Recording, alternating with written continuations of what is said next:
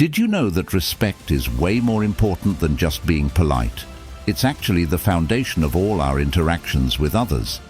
But what if I told you that your idea of respect might be totally off? In this video, we're going to tackle a huge misunderstanding about human relationships and show you how not having respect can ruin your relationships and even hurt your mental health. Stay tuned for an eye-opening discovery that could change how you deal with people every day. We'll teach you how to keep your self-respect and make your relationships better than ever. And remember, we're eager to hear what you think, so drop your thoughts and stories in the comments section. Let's dive in. Number 1. Lack of respect. Marcus Aurelius, a Stoic philosopher, once advised, "The best revenge is to be unlike him who performed the injury." If we face disrespect, Stoicism encourages us not to mimic this behavior, but to maintain our own standards and dignity. But what if disrespect isn't just a one-off, but a consistent pattern? Disrespect can show up in many ways: constant interruptions, disregard for your feelings, or belittling your ideas. These actions chip away at the trust and safety essential for any strong relationship. Remember, Stoicism isn't about enduring bad behavior.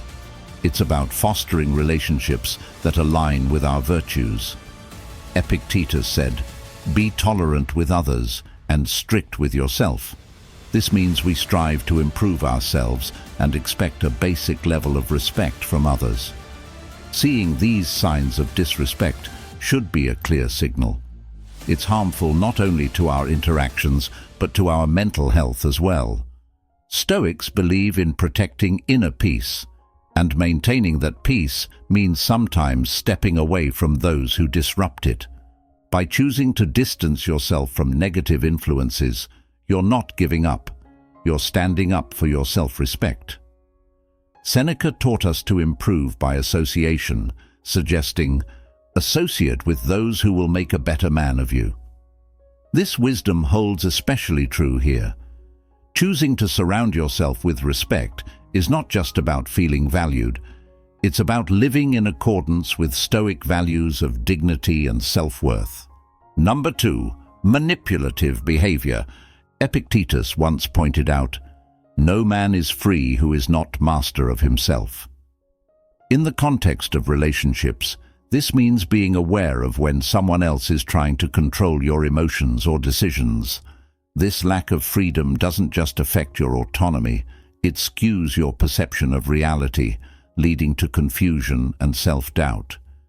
Manipulation in relationships might look like someone always steering conversations to make you feel guilty or indebted, or twisting facts so they always come out as the good guy. This can leave you second-guessing your judgments and ultimately your self-worth. It's exactly the kind of situation Stoicism advises us to avoid because it disrupts our internal moral harmony and our pursuit of virtue. Stoics like Marcus Aurelius believed in seeing things for what they truly are. He said, "Everything we hear is an opinion, not a fact. Everything we see is a perspective, not the truth." In manipulative relationships, this perspective is often distorted to benefit the manipulator. Recognizing this can empower you to step back and evaluate the situation more objectively. The goal here isn't just to recognize manipulation, but to respond to it in a way that aligns with our Stoic principles, with calmness, integrity, and the strength to set boundaries, or even walk away if necessary. By doing this, you're not just protecting yourself. You're reclaiming your ability to make decisions based on truth and respect, not deception or coercion. Number 3. Constant drain on energy. Let's shift our focus to something we've all likely experienced: relationships that just seem to take more energy than they give back. It's crucial to recognize when interactions with someone consistently leave you feeling drained. This isn't just about feeling tired, it's about how these interactions affect your ability to flourish and grow. Seneca, a revered Stoic philosopher, once said, It is not the man who has too little, but the man who craves more, that is poor. This can be a metaphor for our emotional investments. If you're constantly giving more than you receive, you end up feeling emotionally impoverished. A draining relationship can manifest in various ways. Perhaps every conversation with a particular person leaves you feeling exhausted, or your interactions make you anxious or depressed. These are signs that the relationship is costing you more than just your time. It's sapping your vitality and peace of mind, which are both contrary to Stoic ideals. Stoicism teaches us the importance of self-sufficiency and inner peace. Epictetus advised, "Make the best use of what is in your power, and take the rest as it happens." When it comes to draining relationships, what is in your power is your response and your boundaries. Recognizing that you have the power to define these boundaries and enforce them is essential for maintaining your tranquility. Think about this. If a relationship consistently makes you feel worse off, isn't it wise to question its value in your life? The Stoics would encourage us to look inward and decide whether such relationships are hindering our ability to live a virtuous, content life. It's not about assigning blame, but rather understanding that preserving your well-being might require you to redefine or even end these draining interactions. The decision to step back or cut ties should be made with the understanding that your primary commitment is to your own growth and peace. As Marcus Aurelius put it, "Very little is needed to make a happy life. It is all within yourself, in your way of thinking." If a relationship prevents you from maintaining a positive way of thinking and living, it might be time to consider letting it go. By facing these tough decisions, you're not just looking out for yourself, you're also setting a standard for the types of relationships you want to cultivate. Relationships that support mutual growth, respect, and nourishment, both emotionally and spiritually. So, let's remember to assess our relationships through a Stoic lens, ensuring they contribute positively to our lives and help us along the path to virtue. Number 4. Clash of core values. Marcus Aurelius once reminded us, "If it is not right, do not do it. If it is not true, do not say it." This simple yet powerful guidance can be a compass when navigating conflicts of values. If the actions or beliefs demanded by a relationship go against your truth, it's a signal that the relationship may not be right for you. This mismatch can feel like navigating without a compass in unfamiliar terrain, where every turn and conversation feels like a compromise of your integrity. The Stoics placed great emphasis on living in harmony with nature and one's own principles. Conflicts that shake this harmony can erode our confidence and self-worth over time. When we're constantly required to defend or reevaluate our core values, it can lead to stress, anxiety, and a disconnection from both ourselves and others. Seneca, discussing harmony, said, "Harmony is strength, and harmony is the flourishing of things according to nature." When our relationships challenge this natural harmony by clashing with our core beliefs, they prevent us from flourishing. Recognizing these clashes early on is crucial. It's not about winning an argument, but preserving your peace of mind and ensuring that your relationships enhance rather than hinder your ability to live authentically. Addressing these clashes might require setting firm boundaries about what is acceptable in your relationships. Sometimes it may even necessitate reducing or ending contact with those whose values deeply conflict with your own. Stoicism doesn't advocate for a passive existence. Rather, it encourages active decision-making that aligns with one's moral and ethical standards. Making these tough decisions is fundamental to staying true to ourselves and fostering environments where we can live in sync with our beliefs. This alignment not only protects our mental health, but also strengthens our commitment to living authentically. So as we reflect on our own lives and relationships, let's consider how they align with our deepest values. Are they supporting our growth and integrity, or are they asking us to be someone we're not? Remember, every choice we make is a brick in the foundation of our character, and it's up to us to build a life that reflects our truest selves. Number 5. Impact on mental health. Epictetus taught, "Men are disturbed not by things, but by the view which they take of them." This idea is crucial when we consider the effect relationships have on our mental state. If being around someone consistently leaves you feeling stressed, anxious, or even depressed, it's not just the external actions, but how they make you feel that matters. These emotions are signals, indicators that the dynamics of the relationship might be harmful to your well-being. Think about this. If a relationship consistently provokes negative emotions, it's worth asking why you allow these interactions to continue. Stoics believe in confronting and controlling what's within our power, and your emotional environment is no exception. It's essential to guard not just your physical space, but your mental space as well. Marcus Aurelius once said, "You have power over your mind, not outside events. Realize this, and you will find strength." This powerful reminder encourages us to take charge of our reactions and, more importantly, our situations. If a relationship is damaging your mental health, recognizing this gives you the power to change the situation, whether that means setting boundaries, seeking support, or sometimes, as a last resort, walking away.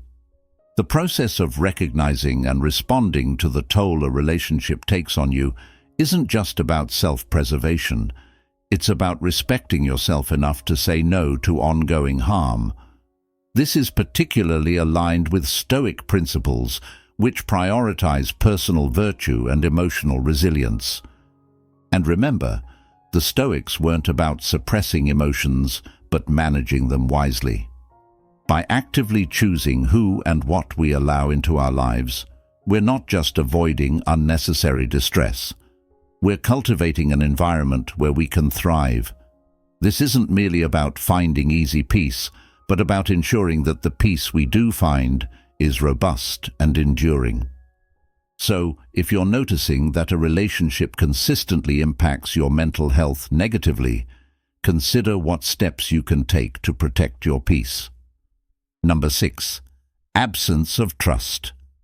Marcus Aurelius once noted, "He who does not trust enough will not be trusted." This speaks volumes about the reciprocal nature of trust. If there's a lack of trust on one side, it's likely to lead to suspicion and guardedness on the other. In a relationship, this dynamic can create a cycle of fear and insecurity, leaving everyone feeling unsafe and unappreciated. Stoicism teaches us about the importance of living authentically and being true to our principles. Trust is central to this because it allows us to be open and honest, not just with others, but with ourselves.